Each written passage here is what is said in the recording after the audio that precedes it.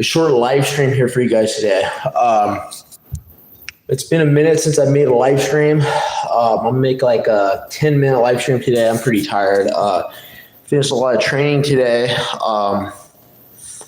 And today I'm gonna kind of go over mentorship and kind of like why I think it's important to getting to higher levels of success. Okay, so first things first, we'll talk about obviously my chess journey, I guess, over like the last year and a quarter. I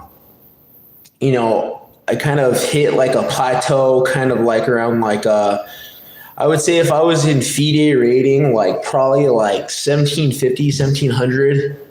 If I'm doing my absolute best, maybe 1800. Now you'd be like, well, Drew, that's not a very high rating, right? Like, and to me, I think that rating is horrible. I think it's a crappy rating. And then when I got better, I was like, wow, I really suck at chess. And that really never really stopped the more I played chess. I was studying tactics. I studied the London system, the French defense, King's Indian. I was going over tactics, playing probably over the course of the year, probably played like maybe like 78,000 games. And I was like, well, I still pretty much suck, And I looked at my elite chess curve today. I played a little bit today for a couple hours just for the fun of it. I'm not really going to get back into chess again because I think that interest is kind of over, but played for a couple hours and I was like almost 2,000 on elite chess. I was like, oh, well, where does that rating fall? Because I was kind of curious. I was like, where do I fall after all that hard work, right? I put in a lot of time to getting better. And I would describe my ability as fairly average. I wouldn't really describe my ability as extraordinary or anything like that. Just fairly, very normal person. And I was like in the top like 20% of chess players. And if you really think about it, that's still pretty crappy, honestly. It's like, it sounds impressive, but it's really not because I still can't even beat like a titled player. I still suck at chess. And it's like, no, you actually know a lot about chess and stuff, but I'm just like, no, I totally suck. And then my blitz is like 1700. I was like, yeah, my blitz sucks, but whatever. So the first thing I'm trying to get at here in the learning process, personally, I have always found that the feeling of you sucking never really goes away, in my personal opinion. I never really found that sucking goes away. It just lingers. Like personally to me, like unless I'm like the top 1,000 in the world, I think I'm just trash, honestly. But now what does this have to do with mentorship? Well, the question is, how did I get there, right? Like can anyone just get to 1900 blitz and bullet? I mean, I think anybody probably could. I mean, I don't think it's that special. Could you just do it by randomly playing chess? Maybe. But you would have to devote a good amount of time, especially if you're very average or ordinary in ability. So my improvement was about maybe 300 ELO during that period, and I kind of hit a plateau and maybe you could say that's a bit of an aggressive improvement because I started off at like maybe 1,300 and got to about almost 1,1800 around there at my peak performance, right? And to me, I was like, well, damn, at 28 years old to get to that level of improvement, I think is impressive because I'm almost 30, I'm not young as I used to be. I don't learn as fast. And one of the things that helped was a mentor, right? During that time, I had an international master coaching me for a while. I had a national master and, mentoring is pretty expensive. I was spending like $30 per session, something like that. So about $200 a month or something like that on chess.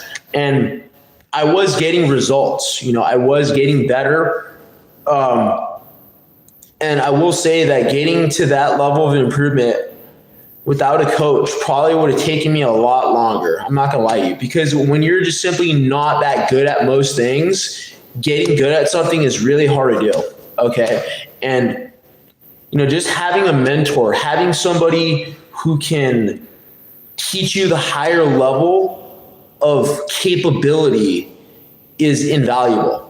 Okay, and that's why that's what I kind of want to bring home to this live stream. A lot of you guys want to get to like the higher levels. Okay, if you look, okay, I'll answer these questions, man. But yeah, I know a lot of you guys want to be like masters, experts, and like in chess, right? I gave it a good year and a half or year and 4 months, right? And like eventually I think what kind of happens is you just kind of hit these plateaus.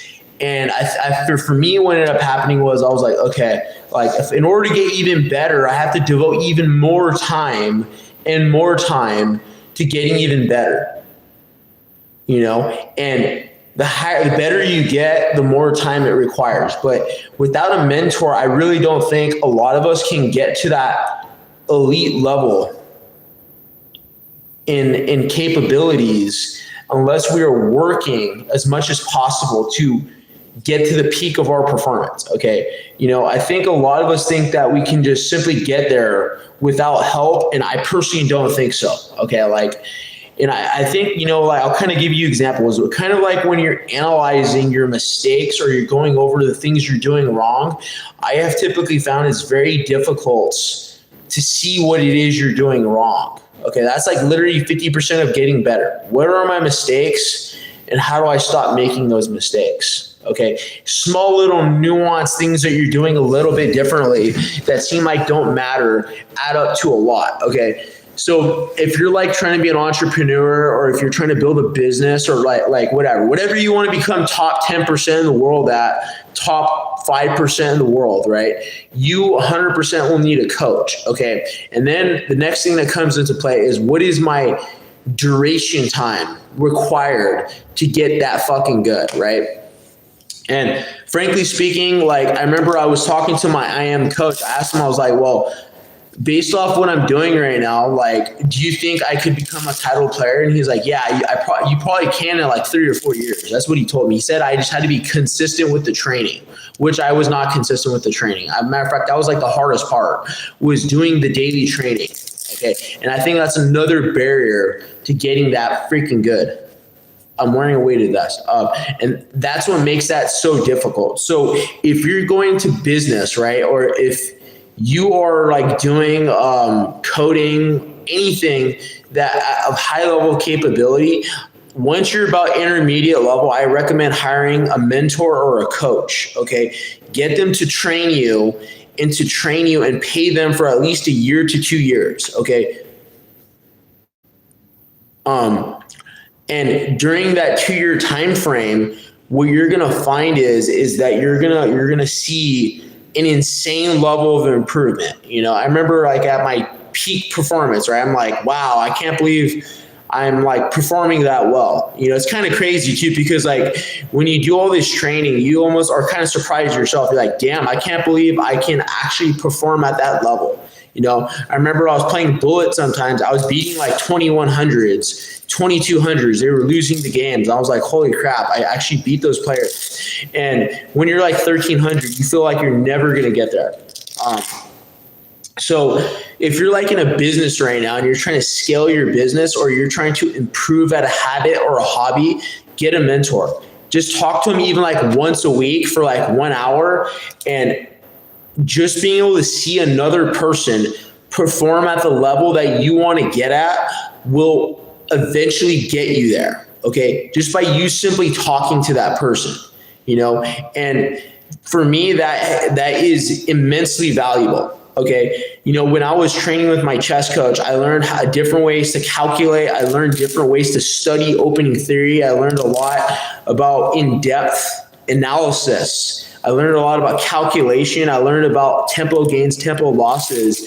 And it was really interesting because I thought I knew so much, but I quickly found out I knew nothing. Okay. And that's the other thing you're going to learn from your mentor, is that you really don't know anything.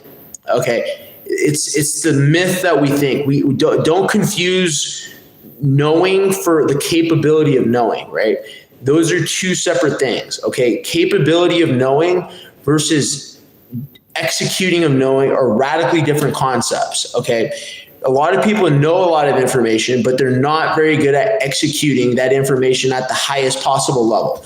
And I will tell you that when you get to those higher levels, it's very satisfying because you're like, wow, all this immense effort that I put in for that one single thing, and you see your brain do it, it's incredible. It's an incredible feeling. So, and then I guess the final thing to wrap up for this live stream on mentorship and why you should seek that out to become the most capable individual possible. I want to give you guys kind of like an analogy, or not an analogy, rather a historical analysis, I suppose, of the past, right? So I remember I used to read a lot of early Renaissance history, and like if you go back to like Leonardo da Vinci, right? A lot of people say, oh, he was like this insanely talented guy. He's a genius and all that stuff. And not to say that he wasn't, but he actually was an apprentice for about 5 to 7 years, from the ages of 7 to 15 years old, under a master painter. Okay. And for 7 years, he practiced every single part of the craft for 7 years in the workshop. Okay. And I think that's something that has been lost by modern society. We've lost the value of mastery. We've lost the value of the apprentice and the master. Like if you think of like Star Wars, right? Think of like Obi-Wan and Anakin, right? Did Anakin become one of the most powerful Jedi in history by himself? And the answer is no. He had Obi-Wan, he had the whole entire Jedi Council training him in the ways of the Force for almost 10 years, okay? So a lot of us also don't understand that mentorship speeds up the learning process. Okay. I will say that had I not paid for that coaching, it probably would have taken me 2 years to get to the level of chess that I'm at right now, at least an extra year or even 2.5 years. I cut that down to 1 year and 3 months.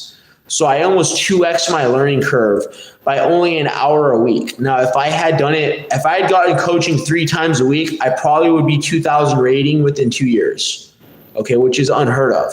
But it's all about time, attention, and having that mentor giving you that feedback.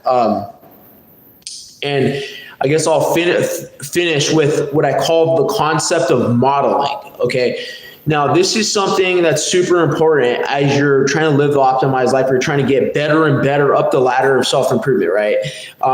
The first thing we need to realize, right, is that we need to have proof of evidence that the task can be done, okay? I know for a fact I can probably perform at national master level chess strength if I kept training chess, right?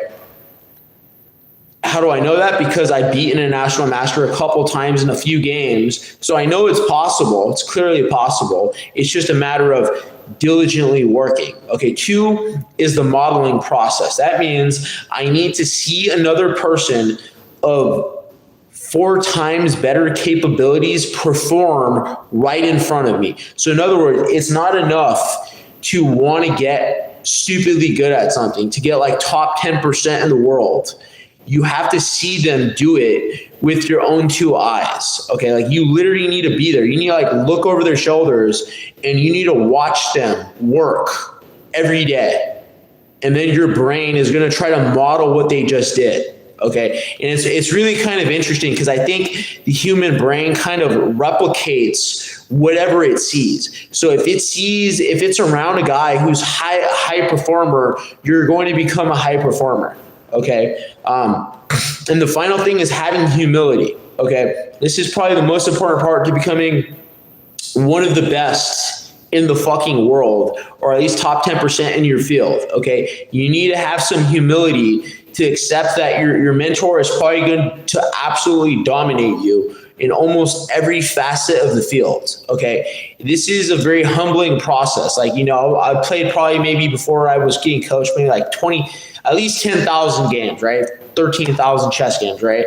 And then I'm playing this guy and I'm like, damn, we played like 75 games. I lost all 75 games.